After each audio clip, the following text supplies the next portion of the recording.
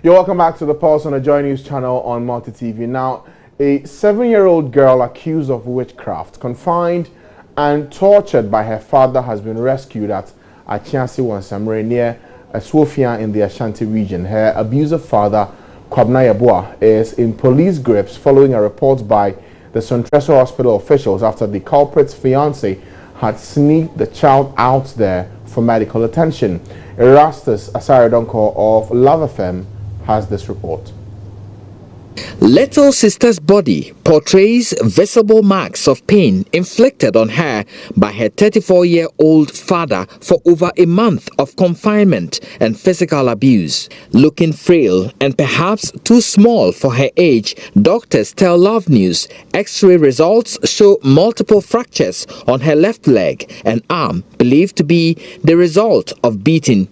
In fact, the limping little girl's whole body, her back, hands, and face have a cluster of cane marks and a swollen leg she limps on. She told Love News of the pain she suffered at the hands of her father.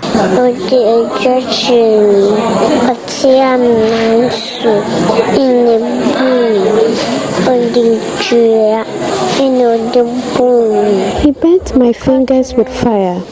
He stepped on my leg and it broke. He beat me with a stick.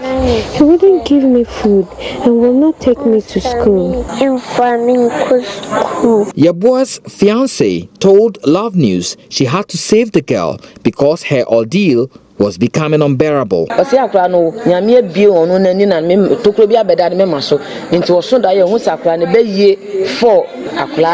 branded the child a witch. He says he sees 4 spiritual objects on the girl's body when she sleeps. During those times, he will persistently hit the stomach until she faints. He touched her fingers for stealing meat from the soup. He threatened to burn her alive by the end of this month.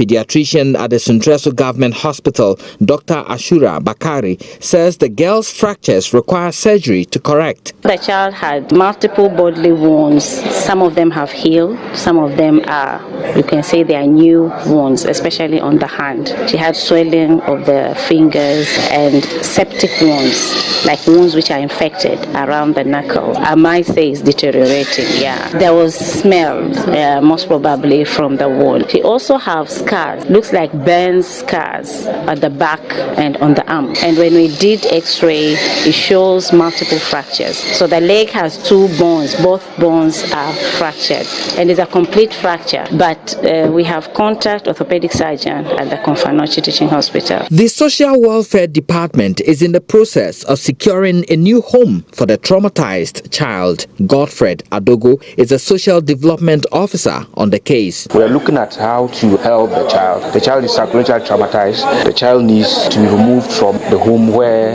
the abuse took place. Reporting for Joy News, Erastus Asaredonko, Love FM, Kumasi.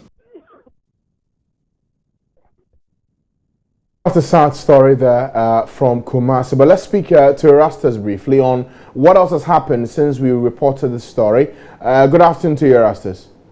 Good afternoon. Now, considering the kind of injuries this child has suffered as a result of this torture by the father, do we know whether she's getting any better with her condition at the hospital? In fact, I must say that today she's looking better than she was brought in about a week ago. The doctors have given her first aid. Her wounds have been attended to. She's been given food. And now, in fact, today when I went there, she was smiling. The social welfare department has also taken custody. They've taken charge of the girl. They secured the necessary papers to send her to the Kumasi Children's Home. And from there, they are looking at getting a proper home for her to begin with. And so that is what we have now concerning the child. But concerning the suspect, he was arraigned before court. That was 3 days ago. He's been remanded into police custody to allow investigations to go on. So currently, as I speak with you, he's still in cells pending investigation. Okay, so he's facing the courts for this matter. But I'm just wondering, where was the mother in all of this? The mother, has remarried, and they broke up, and they are 2 children. One is with the mother, and the father took custody of this one. And so the mother was informed about, that was on Friday. She came to the ward at the Central Government Hospital on Friday, and she has been taking care of the girl since. But the social welfare people are not giving the child over to the mother because they feel she has also neglected her duties as a parent. So for now, the mother is in the known. She is back at the ward taking care of the baby. But I understand the child is to be taken to the children's home. Quite a sad story, Erastus. But for the father who did this, has he told the police what informed his decision to torture the child like this? What we are being told by the fiancé of this suspect is that he says the child is a witch. And so sometimes when he sleeps, he sees that there are spiritual objects on the body of the girl, certain eyes that only the father can see. And so that is the source of the beating.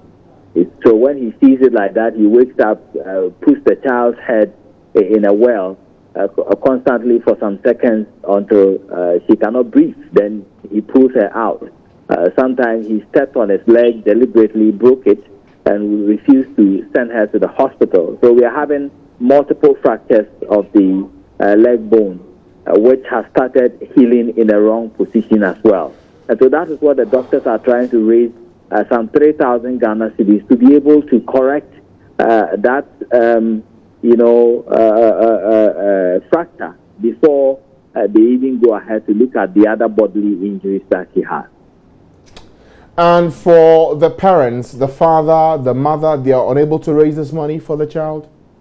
In fact, the fiancée herself, she needs food. And the mother is remarried, but not in a financial capacity to raise that amount of money. In fact, we ourselves, myself and the social welfare people, we had to buy provisions and clothes. In fact, I bought some clothes as well. The social welfare guy bought some clothes. We took it to the child before she could be able to, the doctors could be able to look at her, make her feel good with herself and confident enough to walk around. So you can imagine the financial constraints they are in. All right. Quite a difficult story to follow, Erastus, and I'm sure that for those who are watching who are touched to help out with this child, they just need 3,000 Ghana cedis to help out in having the operation done for the fractures that she suffered before they can go ahead to deal with the bruises and the burns she's had at the hands of the father. Quite a very sad story to bring you from the Ashanti region, but we'll still stay there.